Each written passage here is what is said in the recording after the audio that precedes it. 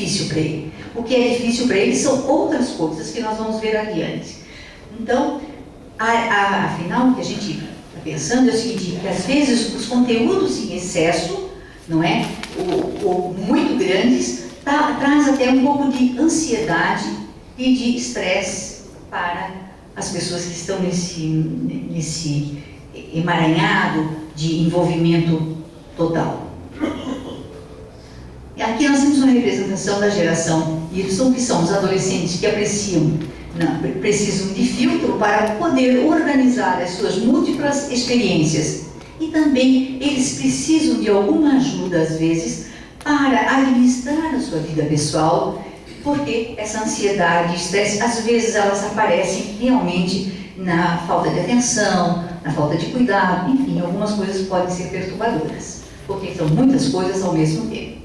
Bom, a grande marca desse tempo, dessa época da geração Y, é os atentados às Torres Gêmeas, que foi em setembro de 2001. É um marco desse tempo, porque sua queda foi assistida por toda essa geração, ao vivo e em tempo real, via internet e via TV. Então, nós da geração dos silenciosos ou tradicionais também assistimos isso.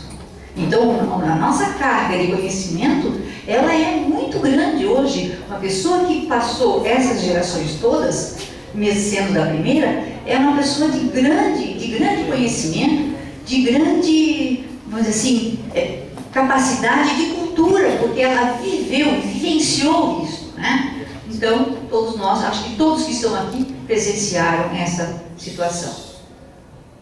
Os integrantes da geração Y, eles priorizam a qualidade de vida, o contato com os amigos, eles priorizam sim a família, eles são desafiadores e imediatistas, eles querem tudo para ontem, querem tudo para amanhã, mas tem que ser já, não é? E tudo pode ser remixado. Hoje era importantíssimo isso, amanhã pode não ser importantíssimo, pode mudar, não é? Então, o emprego para essas pessoas da geração Y, que tem 20, 25 anos, não é? O emprego precisa ser atraente, o emprego precisa se adaptar às suas condições, não é? Às suas necessidades, às suas exigências, porque se esse não funcionar nas suas exigências, ele procura outro. E se aquele não serve, vai outro. Porque ele não tem uma preocupação com a sobrevivência, porque a sobrevivência dele está garantida por quem? Por seus pais, que estão ali para apoiá-lo em tudo. Então hoje nós já temos até uma nova palavra cunhada. Nós não temos somente os adolescentes, nós temos os adultescentes. Eles são adultos, civilmente, na maioridade, tem 18, mas eles não são autônomos, não são autossuficientes, mas eles se consideram assim, porque a casa dos pais é a casa deles. E nós estamos sempre com as portas abertas, ou não estamos? Então é isso mesmo, né? Então o emprego precisa ser atraente e se adapte, né? Possui então uma autoestima elevada, não se sujeita a atividades que não fazem sentido, né, a longo prazo, ou só se isso der realmente tem um objetivo, uma finalização, senão não é? Então, isso é o imediatismo. Não deu certo, vamos partir para outra. Isso não acontecia há 2 gerações atrás. Vamos ver. Então, eles se comunicam, expressam-se e trabalham em rede, né? E sua forma também de ser é também online. Porque hoje as pessoas não têm só mais a vida de família, a vida do trabalho ou a vida social, elas também têm uma vida online, não é? Então, se a geração X já não respeitava a hierarquia, que foram se afrouxando, a geração Y, então, ela não se subordina à hierarquia. E tem mais uma coisa, elas não querem subordinar a hierarquia nem dos pais. E aí está o grande perigo. Aí está o grande perigo. E é para isso que nós estamos conversando aqui, para saber o que nós precisamos fazer. E como vamos fazer isso? Elas são capazes de se subordinar a vínculos e não a cargos. aqui nós não podemos perder o vínculo afetivo com os nossos filhos. E é pelo vínculo afetivo com os nossos filhos que nós não vamos permitir que eles não nos obedeçam. Porque essa é uma coisa muito importante, que eles não podem prescindir da nossa experiência, da nossa orientação. Eles não vão se subordinar a nós porque precisam. Não, eles vão se subordinar a nós porque gostam de nós. Então, a nossa autoridade, que é essencial, fundamental, primordial, ela tem que ser exercida de uma forma diferente do que se exercia antigamente.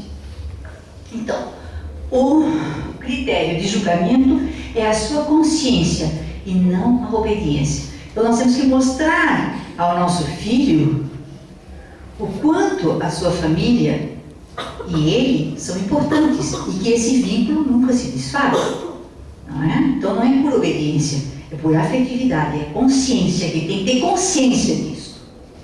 Então, a geração Y prioriza os estudos, a carreira, mas talvez falte tempo para os filhos. Isso nós estamos vendo agora.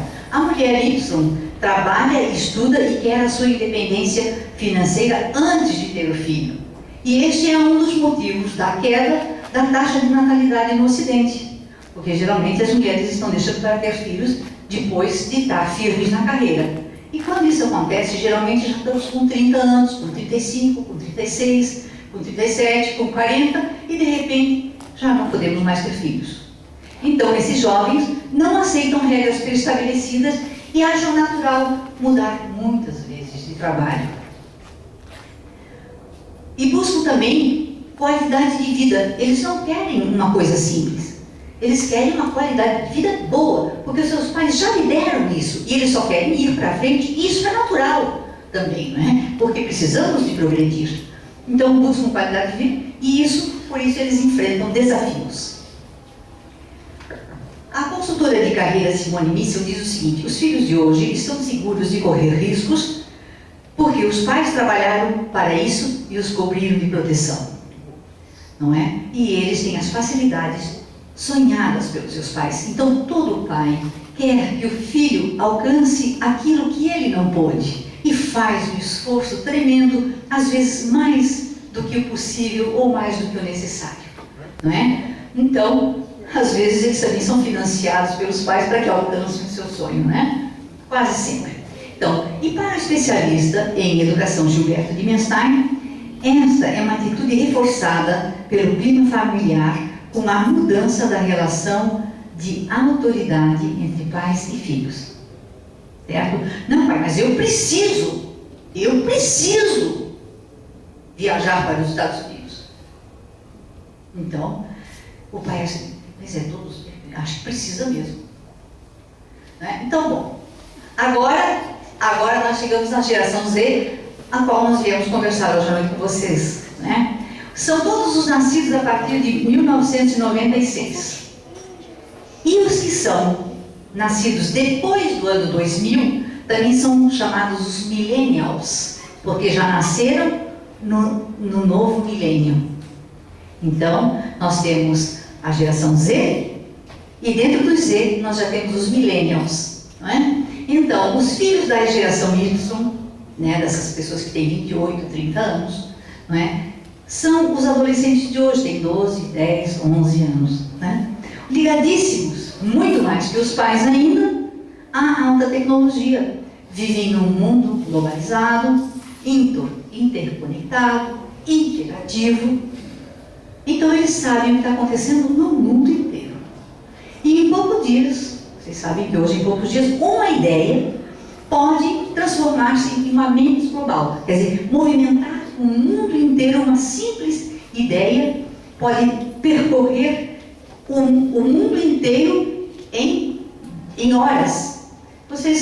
Eu tive uma situação muito interessante essa semana, e uma pessoa disse assim, mas como é que aconteceu isso, dessas paradas, desse movimento? Eu não vi nada nos jornais, eu não vi convocação nenhuma.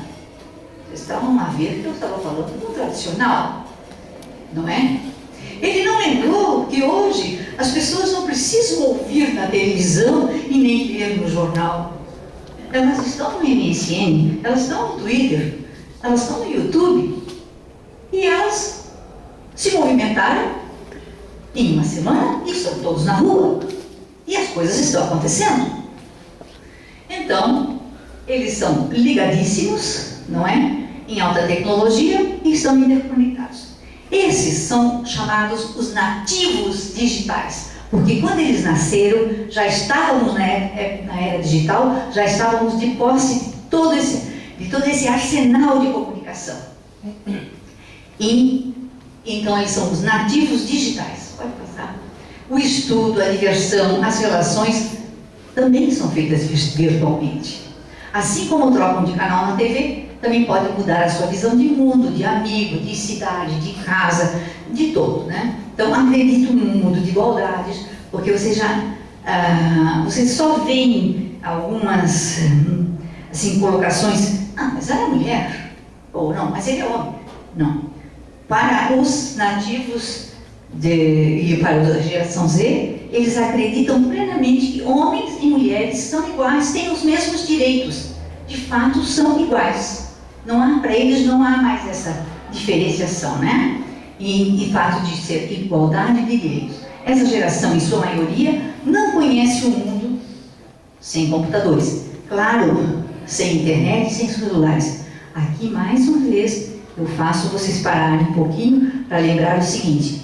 Estou falando isso das grandes cidades. Pode-se ser que nós tenhamos comunidades isoladas, muito no interior, que ainda não estejam dentro dessa realidade. Mas nós já estamos dentro dela. Né? Então, a geração Z, ela é sim super protegida, ela é sim mimada, pois são filhos únicos, quase sempre são filhos únicos, ou terão poucos primos, não é? Ou terão poucos irmãos. Então, eles são muito mimados. Portanto, sendo um núcleo familiar muito reduzido, não é? Os relacionamentos sociais, eles são iniciados em ambientes múltiplos, ambientes como creches, centros de recreação, jardins de infância e escola. Isso vai trazer, esse fato de serem filhos únicos e de serem poucas crianças, vai trazer muitos problemas. Pode passar? As dificuldades de assimilação dos relacionamentos sociais são maiores, pois em casa e na família, eles são, como sendo únicos, eles são o centro de atenção. E na escola, eles querem repetir essa mesma vivência.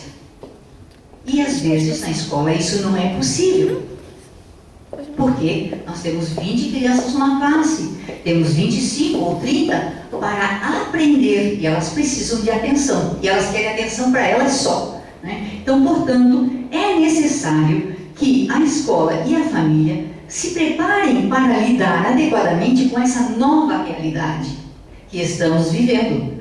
É uma realidade diferente, os nossos filhos no dia de hoje.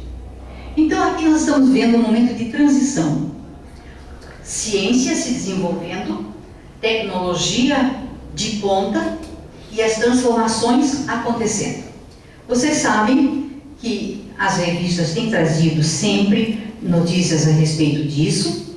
A Veja trouxe uma reportagem muito interessante sobre a conquista da mente, não é? É só ver, hoje, até aquele cientista, Stephen Hawking, que não pode nem falar, nem andar, nem se mexer, ele vai escrever as suas teorias apenas com o pensamento, porque já tem máquinas que leem a mente, leem os sinais e a parte elétrica das sinapses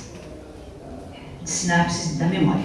Então, isso está acontecendo. O mundo pós-moderno, que nós convivemos com uma nova realidade. Nós, então, agora estamos vivendo com um mundo material e com um mundo virtual, um mundo de bytes, um mundo de luz, que fica nesse de comunicação, né? Então, a geração tradicional e baby boomers, ela está hoje resistindo à tecnologia digital. Tem muitas pessoas que dizem, não, para mim isso não dá. Mas vamos ter que ser imigrantes, temos que ir para essa área assim. Por quê? Por que eles dizem que são resistentes à tecnologia digital? Porque isso ocorreu num espaço de tempo muito pequeno. Em 10 anos isso aconteceu. Então, nesses 10 anos, quem se aplicou, quem quis ir, foi. E quem não quis, ficou parado. Mas, como uma coisa não vai voltar atrás e nem vai parar, nós todos somos obrigados a sair atrás da informação e entrar no mundo digital também. Precisamos ser uns imigrantes no mundo digital.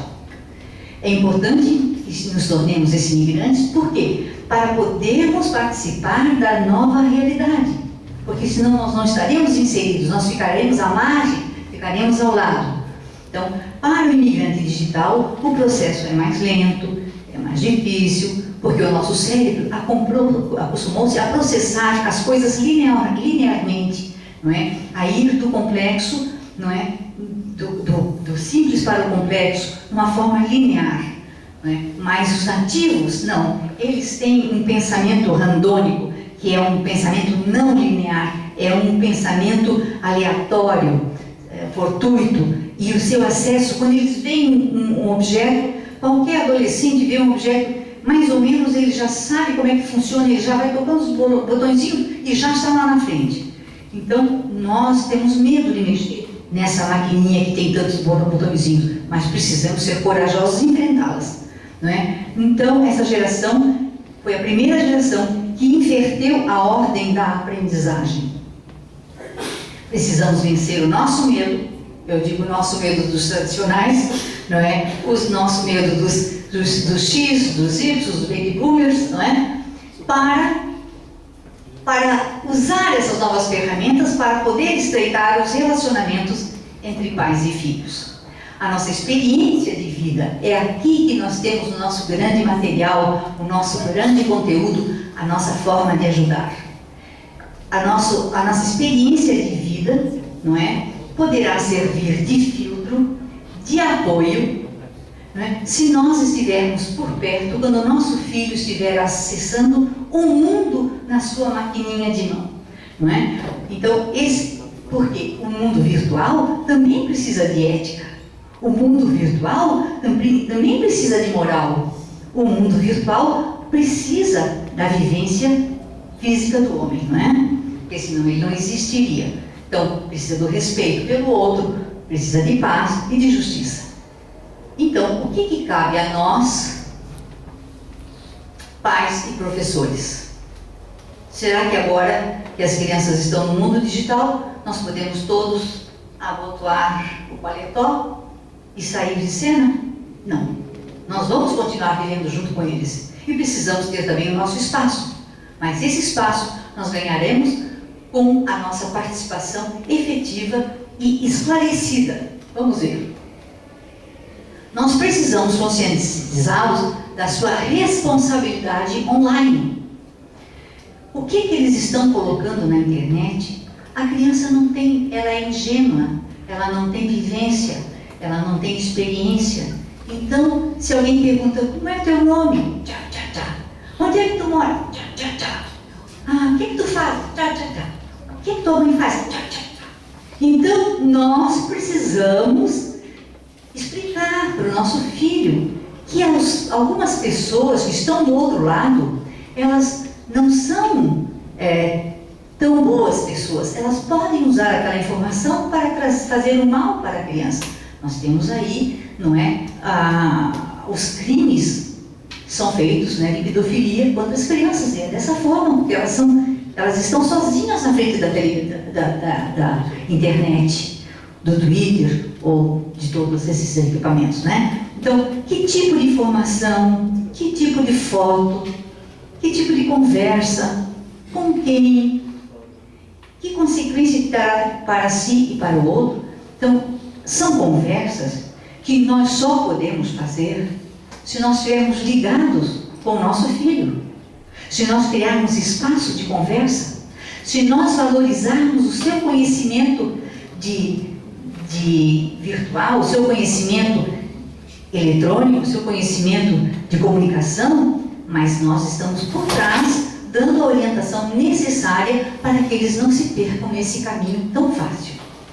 Não é? Então, cabe ainda aprofundar assuntos do mundo real, porque como as mães estão fora, os pais estão fora, as crianças estão fora, quando é que estamos juntos para conversar? E o que nós vamos conversar? Nós estamos vendo novela juntos? Ou nós estamos conversando sobre algum assunto de vivência, significado da vida? Nós contamos as nossas experiências de vida? Nós falamos da nossa época de baby boomers? Da nossa época de geração X? Nossa época de geração Y? Não. Às vezes nós perdemos essa oportunidade. Então, nós precisamos falar sobre doença, sobre trabalho, sobre família, sobre sociedade, felicidade, espiritualidade. Nós precisamos, na verdade, eles são especialistas em relacionamentos, mas nós temos que ser especialistas em humanizar esses relacionamentos. É aí que a importância do pai, da mãe, da presença do educador junto à criança que está com 3 anos na frente do computador, com 5 anos se comunicando com o mundo todo. Não é? Então a geração Z pode aprender tudo na internet, tudo, mas ela só aprenderá as experiências de vida e de valores com a sua família, com quem ela convive. Se ela convive com a tia, se ela convive com a avó, se ela convive com o educador, se ela está com os pais. Então, nós ainda somos importantes, graças a Deus. Então, como diz o padre Eugênio Vale, Helênio Vale, que é um das pessoas que são do Conselho de Educadores da Escola de Pais, ele é um psicólogo, um filósofo. Ele diz o seguinte: a família mudou, e nós sabemos que mudou, porque nós temos famílias hoje de todos os tipos, não é? Inclusive homoafetivas. Então, a família mudou, mas a sua função continua sendo a mesma, porque os valores são transmitidos pela família. Continua a ser a mesma, transmitir valores. E esses valores só podem ser transmitidos ao vivo e a cores, sentindo o calor, sentindo o cheiro e estando junto. Então, a família transmitirá os valores que vive, não é? Aquilo que viveu como experiência de vida. Porque a criança, ela aprende com o que você diz, ela aprende com o que escuta, mas ela aprende muito com aquilo que não é dito, com aquilo que é presenciado, com aquilo que é sentido no ambiente familiar.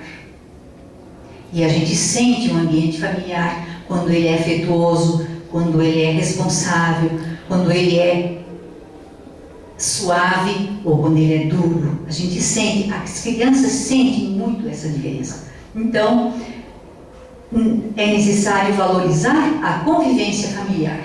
Então, vejam bem, a geração Z pode aprender tudo fora, mas aprenderá a convivência conosco. Por isso nós continuamos sendo muito importantes. Vejam aqui coisas lindas, não é? A netinha vendo a vovó através da internet, um MSN, não é? Ó, estamos vendo lá o vovô mostrando num livro, que as crianças hoje quase nem pegam mais livros, não é? Mas um livro para uma criança é uma coisa maravilhosa. Ela vai descobrir que ali tem coisas, depois ela vai procurar por si só. Olha só, uma vovó do lado de cá do oceano, vendo um netinho aprendendo lá no outro lado, né? Outro. Então, mais do que nunca, para entender o mundo, hoje nós precisamos entender os jovens. E para isso, nós precisamos conviver. O que é conviver? Viver junto. Procurar espaços de estar junto com as pessoas que nós amamos, que são pessoas que nós precisamos orientar, né? Então, a compreensão da evolução do mundo nos manterá a todos nós, da geração seja dos tradicionais, dos X, dos Y, dos Z, não é? Dos baby boomers, não é? Nos manterá companheiros e jovens com os nossos filhos por muito mais tempo. É essa a mensagem que eu gostaria de dizer a vocês. Tente migrar, porque é necessário para o bem da geração Z. Muito obrigada.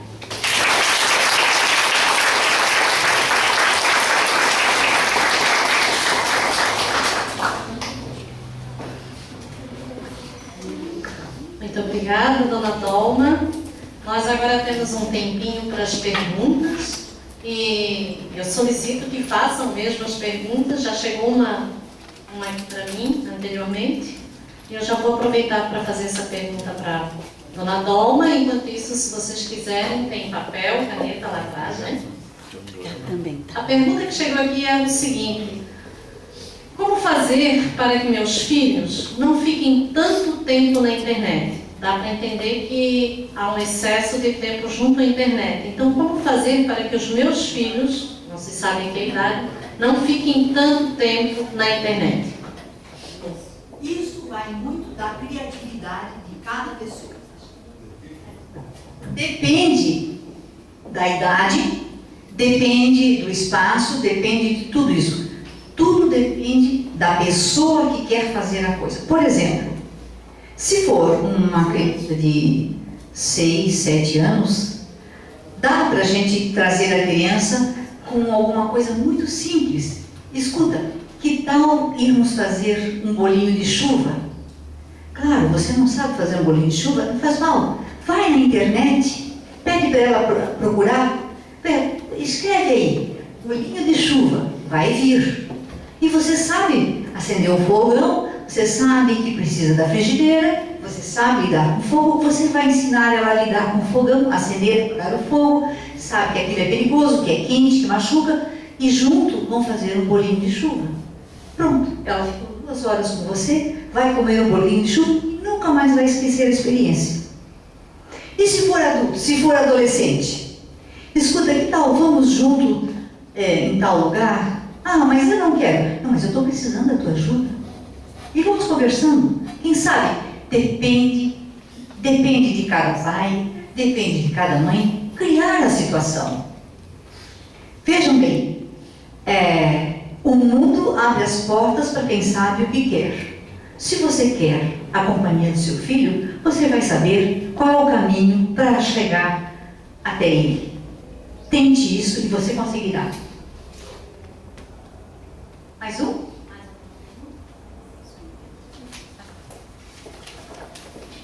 Eu espero que vocês aprendam a fazer bolinho de chuva, hein?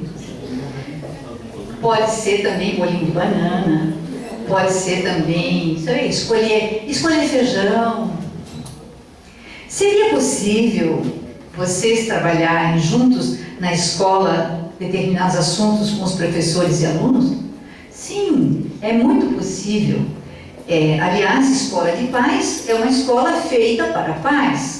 Nós temos sempre ciclos de debates, só que os nossos ciclos de debates é uma vez por semana, durante 8 semanas, e nós temos poucos pais hoje dispostos a sair de casa uma vez por semana, seja por que motivo for, excesso de trabalho, dificuldades, etc., mas nós estamos disponíveis a dar orientações, né? 1 hora de reunião e fazemos um trabalho belíssimo de 8 noites, maravilhoso. Estamos sempre disponíveis, mas nós precisamos ter, no mínimo, uma presença de 30 pessoas. Por quê? Por que eu digo 30 pessoas? Porque nós aí teremos uma experiência, teremos uma troca de vivências e poderemos fazer um trabalho conjunto. Nós não vamos fazer, hoje eu estou fazendo uma palestra, mas a nossa escola de pais não é uma palestra. A nossa escola de pais é um debate de ideias, é um debate de conteúdos. Então, se vocês estiverem dispostos a reunir um grupo de 30 pessoas, nós estaremos prontos para atendermos em qualquer lugar. Seja uma associação, seja uma indústria, seja uma escola, seja uma casa paroquial, onde for. Os nossos temas já estão ali naquele quadro. Nós falamos sobre a educação no mundo atual, amor e segurança, alicerces de um desenvolvimento sadio, esposa, mãe, mulher, sua atualidade, o pai e o exercício da paternidade, a maturidade dos pais na vivência familiar, ação educativa na infância, de 0 a 6 anos, na meninice até 12 anos e na adolescência.